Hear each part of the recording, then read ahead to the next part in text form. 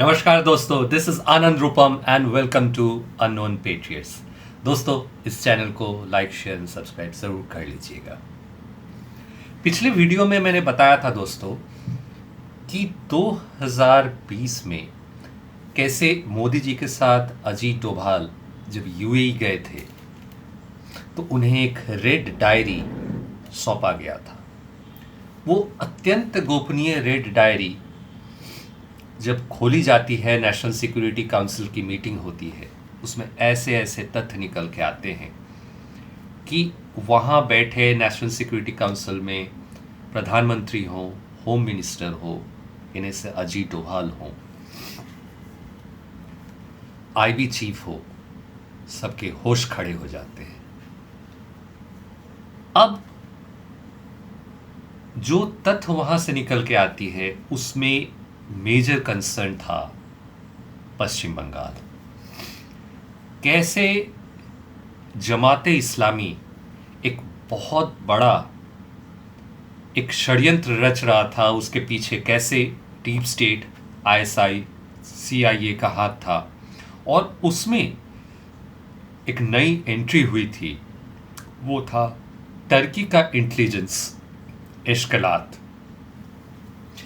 इन लोगों का जो एक प्लान था कि पश्चिम बंगाल को एक बफर स्टेट बना के पूरे इंडिया को तंग करना है और धीरे धीरे जो ग्रेटर बांग्लादेश का जमाते इस्लामी का जो प्लान है उसको एग्जीक्यूट करना है। और वहाँ पे लोकल मदद पहुँच रही थी टीएमसी सरकार से। Direct evidences, links, electronic evidences, ground level intelligence, सारे डिटेल उस फाइल में मौजूद थी कि कैसे तृणमूल का पैसा हवाला के रूट से Bangladesh via middle east and finally London जाता है। वो कैसे नार्को टेरर से कनेक्टेड है। इवन कि हसीना वाजे, शेख हसीना, उनकी सरकार को जब डीप स्टेट ने षड्यंत्र करके गिराया था, मोहम्मद यूनुस जो डीप स्टेट का ही एक बंदा है, उसको जब ला के बैठाया गया था, उस समय शेख हसीना के सरकार को गिराने के लिए शारदा चिट फंड, याद होगा, जो ये कुख्यात शारदा चिट फंड ममता सरकार ने की थी, उसका पैसा बांग्लादेश पहुंचता है। हजारों करोड़ रुपए का ये घोटाला, उसमें से कितने 100 करोड़ वहाँ जमातियों के पास पहुँचता है और उसका यूटिलाइजेशन होता है। एक और बहुत चौंकाने वाला जो इंटेल हमारे इंटेलिजेंस डिपार्टमेंट ने जो इकट्ठा किया था, वो था दोस्तों जमातुल मुजाहिदीन बांग्लादेश, उसका एक खूंखार आतंकी सलाउद्दीन, वो कैसे बांग्लादेश प्रिजन से वो भागता है, या पीछे कोई मददगार होंगे जो उसे भागने में मदद किया होगा। वो लगभग 2018 में ही बांग्लादेश के जेल से भाग चुका था और उसके जो एफिलिएशंस थे वो जमात से तो थे ही, और he is one of the top members of Hizbul तहरीर। ये हिजबुल तहरीर दोस्तों, जो हिजबुल मुजाहिदीन है जो वेस्ट पाकिस्तान से एक्टिव होता है, उसी का जो ईस्टर्न फ्रंट है वो है हिजबुल तहरीर जो बांग्लादेश से चलता है। ये मॉब अटैक करवा देना, मॉब अटैक से जो लिबरल फोर्सेस हैं, जो एंटी हिंदू जो सेंटिमेंट वहाँ पे पनप रहे थे बांग्लादेश में, उसके ऊपर जो बहुत सारे यूट्यूबर्स ने भी या जर्नलिस्ट ने जो आवाज़ उठाए थे, उनको पब्लिकली लिंच करके मारा गया। ये सब जो मॉडस ऑपरेंडाई था वो हिजबुल तहरीर का है। तो ये हिजबुल तहरीर का ये आतंकी सलाउद्दीन नेपाल पहुंचता है, उसका पूरा ट्रैक इंटेलिजेंस रिपोर्ट के पास है, और उसके बाद नेपाल में वो बंदा आईएसआई के कुछ ऑपरेटिव्स के साथ मिलता है और उसके बाद उसकी एंट्री हो जाती है पश्चिम बंगाल में। और ये पुख्ता रिपोर्ट पाया जाता है दोस्तों कि अभिषेक बैनर्जी और पूरी टीएमसी की मशीनरी जो है ये सलाउद्दीन को प्रोटेक्शन दे रहा है। ऐसी ऐसी एक्सप्लोजिव तथ्य निकल के आ रही है, वो आज भी कहीं अंडरग्राउंड है। दोस्तों, चंद्रनाथ रथ जो शुभेंदु अधिकारी के जो पर्सनल असिस्टेंट थे, उनकी जो मौत हुई और जो मॉडस ऑपरेंडाई जिस तरीके से उनको मारा गया, जो मॉडस ऑपरेंडाई है, वो जो इंटेलिजेंस एजेंसीज जो एक बैकग्राउंड में काम कर रही है, वो निकल के आ रहा है कि ये हिजबुल तहरीर का इसमें हाथ हो सकता है। मैंने अभी बताया कि सलाउद्दीन एक खूंखार ऑपरेटिव, वो पहले से ही पश्चिम बंगाल में घुस चुका है। हिजबुल तहरीर का यहाँ पे फुटप्रिंट पाया जाना, उसके बैकग्राउंड में आईएसआई का उसको सपोर्ट मिलना, अगर आईएसआई है तो बैकग्राउंड में मान के चलिए कि इनके गॉडफादर जो है वो सीआईए और डीप स्टेट है। तो इसके पीछे तर्क क्या होगा? आखिर शुभेंदु अधिकारी के पीए को मार के मिलेगा क्या? एक्चुअली दोस्तों,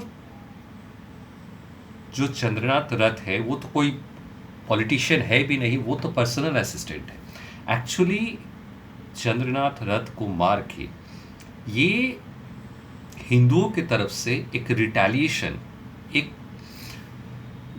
जो पलटवार जो है, ये वो लोग एक्सपेक्ट कर रहे थे। ये एक्सपेक्ट कर रहे थे कि जैसे ये लोग गुस्से में पलटवार करेंगे तो यहाँ पे जितने भी हिजबुल तहरीर आईएसआई का प्लांटेड जो स्लीपर सेल है, कई सारे मॉड्यूल्स के बारे में दोस्तों धीरे धीरे हमारे इंटेलिजेंस एजेंसीज को पता चलना स्टार्ट भी हो गया है।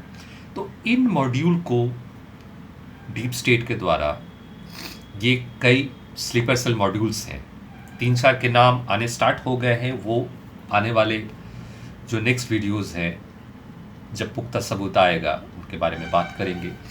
लेकिन 3-4 मॉड्यूल दोस्तों खुल के सामने आने लगे हैं, जिनके स्लीपर सेल को एक्टिवेट कर देना था और एक भयंकर दंगा यहाँ पे लगा देना था, सिचुएशन को गोधरा जैसा बना देना था। और उसके बाद जो पूरी जो मशीनरी है, चाहे वो मीडिया हो, आप पीछे में जुडिशियरी है, एकेडमिया है, सबसे एक इंटरनेशनल माहौल बनाना था कि कैसे बंगाल जो है वो दंगे की आग में धंस चुका है और ये 2002 की तरह जो ये नई बीजेपी की सरकार है, इसको बदनाम करना है। और यहाँ पे भी एक हिंदू मॉन्स्टर का सरकार बन चुका है और यहाँ पे प्रेसिडेंट रूल लागू करने की ज़रूरत है। इस टाइप के कुछ षड्यंत्र का खुलासा हुआ।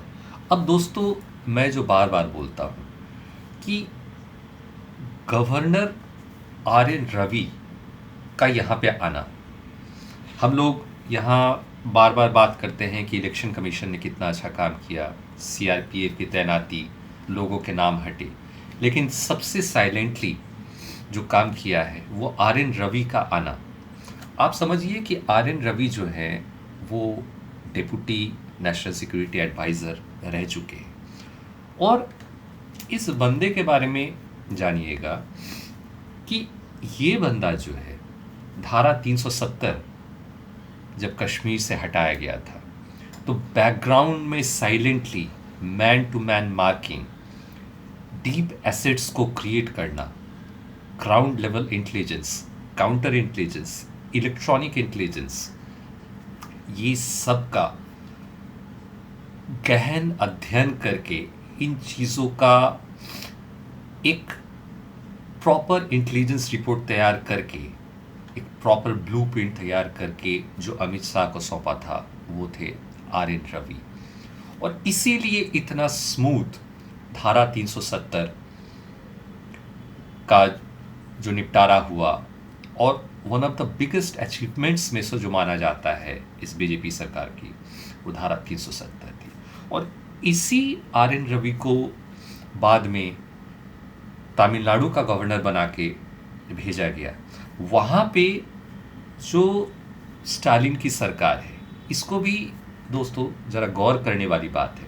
स्टालिन की सरकार जो है वो भी एंटी हिंदू सरकार है, और जो भी बेसिकली एंटी हिंदू सरकार होती है वो कहीं ना कहीं अनफॉर्चुनेटली देशघाती हो जाती है। इसका भी तोड़ निकालने के लिए आर.एन. रवि को भेजा गया था। और उसके बाद सोचिए कि अचानक विजय की एंट्री होती है और स्टालिन की सरकार टूटती है, और वहाँ पे एक जो द्रविड़ पॉलिटिक्स के अलावा एक नई पॉलिटिक्स घुसती है विजय के जरिए। विजय का मामला क्या है, ये अपने आप में एक डीप स्टडी की बात है। कुछ लोग कह रहे हैं कि विजय जो है अमित शाह का मास्टरमाइंड है। कुछ ऐसे भी चीज़ें आ रही हैं कि क्या ये क्रिप्टो क्रिश्चियन डीप स्टेट का ही एक डीप स्टेट के द्वारा एक छुपाया गया मोल है विजय के रूप में। इन चीज़ों की बारीक पड़ताल करने की ज़रूरत है।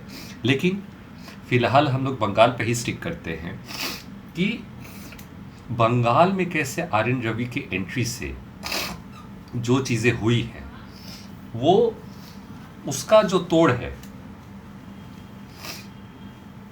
उसका बाद में मिसाल बनेगा। सोचिए, धारा 370 का हटना और बंगाल में एंट्री होना, और इसके पहले तमिलनाडु में रहना, और तमिलनाडु से जो द्रविडियन पॉलिटिक्स है इसका टूटना। तो दोस्तों, बंगाल का जो ये इलेक्शन है धारा 370 हटने से कुछ कम नहीं है। आप इस चीज़ को मानिए कि जैसे जिहादियों ने पूरे बंगाल को कब्जा कर लिया था, और जिस तरीके से ग्रेटर बांग्लादेश बनाने की प्लानिंग हो रही थी। ज़रा गौर कीजिए दोस्तों, यूएस डिप्लोमेट डोनाल्ड ल्यू, ये डोनाल्ड ल्यू को कहा जाता है कि एक बहुत बड़ा रेजिम चेंज एक्सपर्ट है और डीप स्टेट का बड़ा चहेता है। वो जहाँ जहाँ जाता है वहाँ पे रेजिम पलट दी जाती है, वहाँ पे गहरा षड्यंत्र हो जाता है और उस देश को वो बंदा तबाह कर देता है। डोनाल्ड ल्यू 2021 में इंडिया आए थे और दो नेताओं से उन्होंने मुलाकात की थी। एक थे स्टालिन, दूसरा ममता बनर्जी। और उसके बाद दोस्तों डोनाल्ड ल्यू का स्टेटमेंट आता है कि मुझे तमिलनाडु के स्टालिन से और पश्चिम बंगाल के ममता बनर्जी से अच्छे संबंध बना के चलने हैं, जैसे मानो तमिलनाडु और पश्चिम बंगाल वो भारत का अभिन्न अंग नहीं होके वो कोई दो अलग देश है। गौर कीजिएगा दोस्तों कि बंगाल, तमिलनाडु और उधर पंजाब, इनको ऐसे डीप स्टेट पोर्ट्रे करता था और वहाँ पे ऐसे पपेट सरकार बैठाई गई थी और ऐसी वहाँ पे एनार्की बनाने की स्थिति थी कि एज इफ वो तीनों स्टेट अपने आप को इंडिपेंडेंट कंट्री के तौर पे दिखाए। तो नो वंडर दोस्तों कि एक पार्लियामेंट्रियन बांग्लादेश में वो ये तक कह देता है कि ममता दीदी आप रेजिग्नेशन नहीं दीजिएगा, आप पश्चिम बंगाल को इंडिपेंडेंट कंट्री डिसाइड कर दीजिए। और इंटेलिजेंस को दोस्तों ये रिपोर्ट आई है कि ममता बनर्जी रेजिग्नेशन नहीं देगी। इंटेलिजेंस को और विशेषकर आर.एन. रवि को इस बात का पूरा अंदेशा था। उन्होंने सीक्रेटली पूरा डिटेल जो है वो अमित शाह को दे दिया था और ये वो मेन कारण था जब अमित शाह बोलते हैं कि मैं 15 दिन यहीं हूँ। लोगों को लगता है कि वो इलेक्शन को मैनेज करने के लिए वो बीजेपी के एक मंत्री के रूप में, एक बीजेपी के नेता के रूप में पश्चिम बंगाल में थे, लेकिन फैक्ट ये है वो इंडिया के होम मिनिस्टर के तौर पे कोलकाता में बैठे हुए थे। इनकी डेली की डेली आर.एन. रवि के साथ कोऑर्डिनेशन होती थी।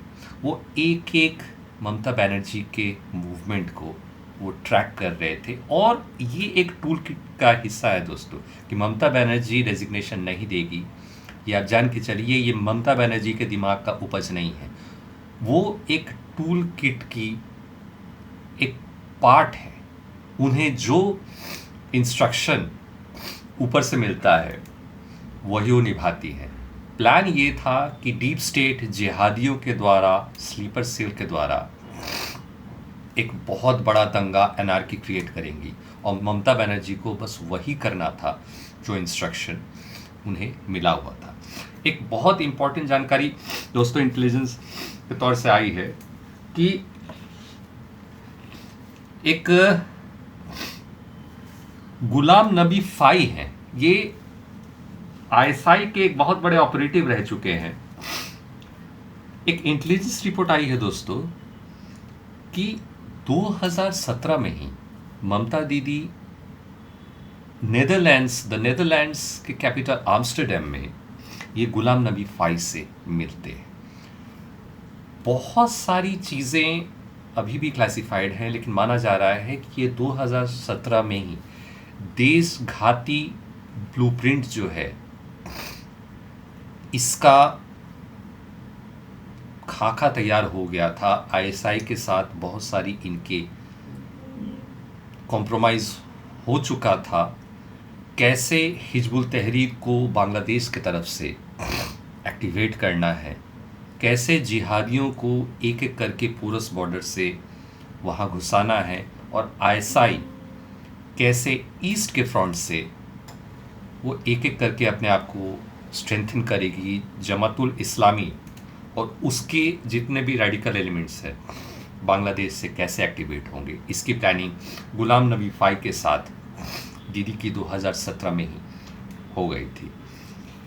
दोस्तों याद कीजिए कि बिहार इलेक्शन के समय एक इंटेलिजेंस रिपोर्ट आई थी कि 3 पाकिस्तानी आतंकी बिहार में घुस चुके हैं।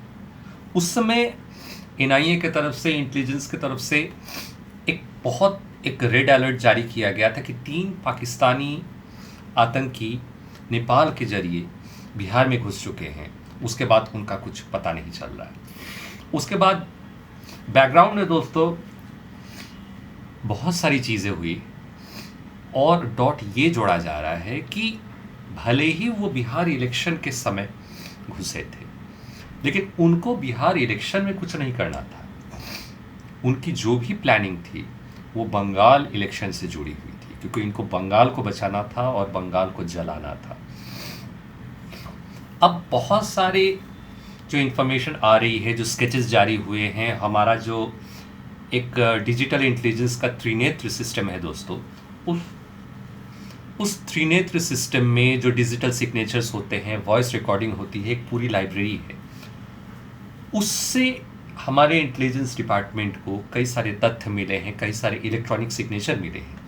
ये जो 3 आतंकी हैं ये पश्चिम बंगाल के ही साउथ 24 परगना में ही कहीं ना कहीं छुपे हैं। जैसा मैंने बताया कि ये जो सलाउद्दीन था, ये हिजबुल तहरीर का, ये जो सलाउद्दीन था जो कई बार अपना नाम बदला, एक बार उसने अपना नाम आमिर बदला, उसके बाद वो फिर बांग्लादेश चला गया था, उसके बाद वो फिर दोबारा आया। यहाँ पे 2021 में जो पोस्ट पोल वायलेंस हुए थे उसका भी नाम पाया जाता है, वहाँ वो यूसुफ के नाम से वहाँ वो ऑपरेट कर रहा था। अब मान के चलिए इस पे एक बहुत बड़ा हेवी क्रैकडाउन होगा, और जो 3 आतंकी घुसे हुए हैं, कहा यह भी जा रहा है कि ये 3 आतंकी भी उस सलाउद्दीन के साथ जुड़ा हुआ है, और इस सलाउद्दीन का अभिषेक बनर्जी के साथ डायरेक्ट लिंक आ रहा है। तो आप सोच के देखिए कितनी गहरी साजिश ये हो रही थी। और एक रिपोर्ट दोस्तों ये भी आ रहा है कि कैसे आपका 2021 के समय जमात के तरफ से टीएमसी पार्टी फंड में पैसा भी भेजा गया था। देखिए कई चीज़ें हो रही। शारदा चिट फंड का पैसा जो शेख हसीना वाजे हैं उनको हटाने के लिए उस समय जो रेजिम चेंज ऑपरेशन चला गया था वो पैसा वहाँ गया। फिर जमात की तरफ से पैसा इधर है, इसका मतलब पैसा का आदान प्रदान, इधर से भी पैसा जाता है, उधर से भी पैसा आता है। ये सारे फुटप्रिंट अब मिलना स्टार्ट हो गया है। एक और बहुत महत्वपूर्ण घटना दोस्तों, कि जो शेख हसीना के पार्टी का एक मेंबर था, वो कोलकाता में आया हुआ था, यहाँ एक होटल में वो मौजूद था, और जमात के आतंकी कोलकाता में घुस के उनकी हत्या कर देते हैं, नृशंस हत्या करते हैं, और इसको हमारे मीडिया ने नहीं उठाया था। लेकिन इंटेलिजेंस एजेंसीज दोस्तों इस पे लगी पड़ी है, उससे बहुत सारे तार जुड़ते हुए दिख रहे हैं। इसमें ISI, CIA, और जैसे मैंने कहा कि टर्की का एस्केलात, ये सब जुड़ते हुए दिख रहे हैं। और इसके बीच में दोस्तों TMC बुरी तरीके से फंसती हुई दिख रही है। इन चीज़ों पे दोस्तों हमारी नज़र फिर से बनी रहेगी, आगे कैसा कैसा डेवलपमेंट होता है। और ये चंद्रनाथ रथ जो है, इनको भी जस्टिस मिले, और चंद्रनाथ रथ के मर्डर के पीछे कैसे ISI का हाथ और डीप स्टेट और सारे तार एक साथ जुड़ती हुई दिख रहे हैं। इसी के साथ दोस्तों मैं आनंद रूपम आपसे आगे चाहता हूँ। जय हिंद, वंदे मातरम।